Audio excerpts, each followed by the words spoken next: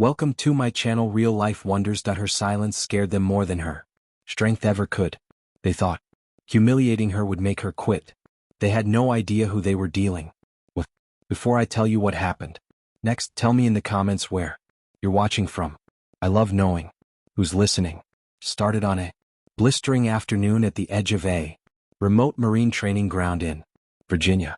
The recruits stood in formation, sweat dripping down their temples, the air heavy with testosterone and arrogance. In the middle of them, a woman barely 5'6" with mud-caked boots and eyes that gave away nothing. Her name tag read Danvers. To most of them, she was just the new girl. Unwanted, unproven, a mistake the higher-ups would soon correct. But when Sergeant Kellen barked orders for a mock endurance drill, a mile crawl through the sludge, a few of the men smirked. Let's see if the princess can handle a little dirt, one of them muttered. And before anyone could stop them, two recruits grabbed her gear and shoved her straight into the mud pit. The crowd burst into laughter, but not her. She didn't shout, didn't curse. Just lay there face down, breathing quietly, the smell of wet earth in her nose. And then slowly she rose. Her movements were deliberate, calculated. The laughter began to fade when they saw her eyes. There was something ancient there, something that didn't belong to a rookie. She didn't speak a word. Just picked up her gear and started the crawl. Every push of her elbow was a statement. Every breath a silent warning. Kellen watched from a distance, confused. He'd seen hardened soldiers break in less. Who was she? By the time the others reached the halfway point, Danvers had already finished. Mud streaked her face like camouflage, and her chest rose and fell like she'd been here before, many times before. But the real shock came when Kellen called for everyone to clean up. Danvers stood still, waiting for something.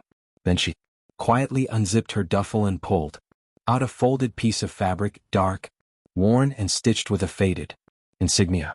A trident. The murmurs began instantly. One soldier whispered, "No. Wait, that's a SEAL insignia." Kellen's voice cracked slightly. "Where did you get that, recruit?" She looked up, calm as dawn. "Earned it." The yard went silent. Even the wind seemed to stop moving. One of the men, the same who'd thrown her in, stepped forward, his pride cracking. "You're lying."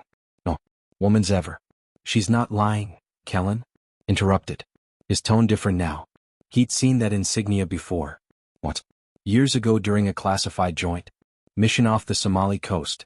Only a handful of those trident had ever been awarded, and one of them belonged to a Lieutenant Commander Elise Danvers, presumed Kia after saving her entire unit from an ambush.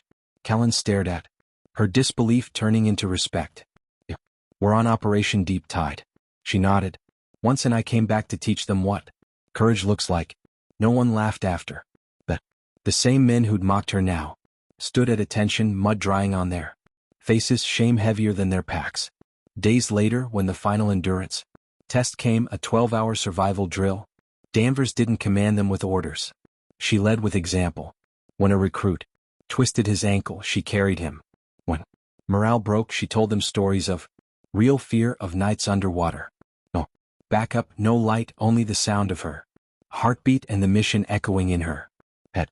By the end, they didn't see her as a woman. They saw her as a soldier.